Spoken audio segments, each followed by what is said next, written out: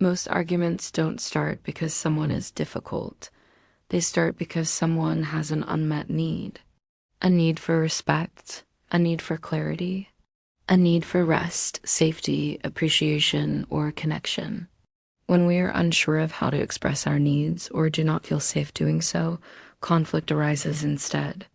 A way to understand what's really happening underneath conflict and how to resolve it without fighting, shutting down, or losing yourself. Why we argue. Think about the last argument you had. Maybe it was with a partner, a coworker, a friend, or a family member. On the surface, it looked like you were arguing about the dishes, the tone of a text, being late, money, chores, boundaries. But underneath the surface, there was a need that was not being met. Maybe you needed support. Maybe they needed understanding.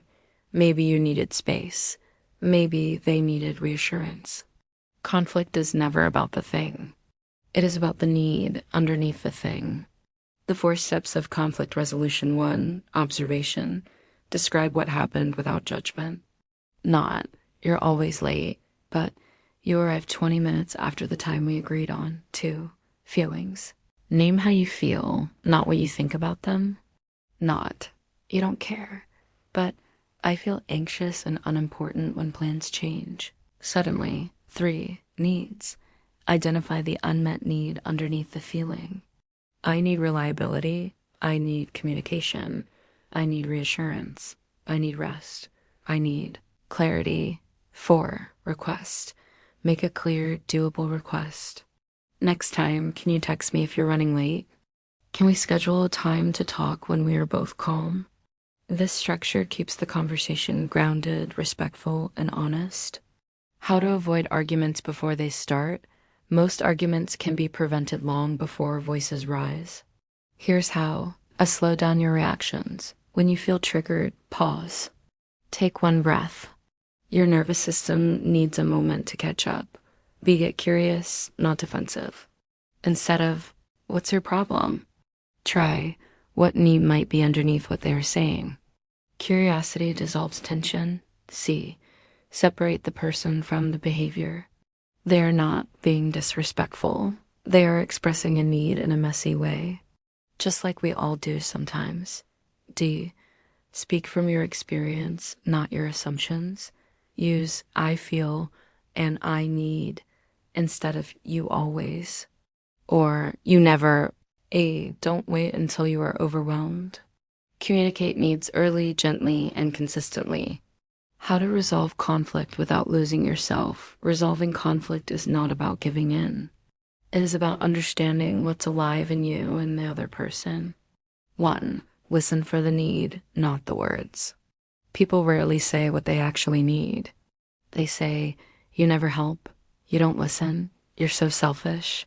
Underneath those words is a need for support, understanding, consideration, connection. 2, reflect back what you hear. You are feeling overwhelmed and need more support. Is that right? This alone can calm a heated moment. 3, share your needs honestly, not as a demand, not as a guilt trip, just truthfully. I need more quiet time. I need clearer communication. I need to feel appreciated. 4, collaborate on solutions. Conflict ends when both people feel seen. Ask, what would help both of us right now? What solution feels fair and doable? Let us take a common scenario. Someone snaps at you. Your instinct might be to snap back, but instead you pause and ask yourself, what might they be needing right now? Maybe they're stressed. Maybe they're scared. Maybe they feel unheard. You respond with, it sounds like you're overwhelmed. Do you need a moment? This doesn't excuse the behavior. It simply shifts the energy from conflict to connection. Every conflict is a doorway into deeper understanding of yourself and others.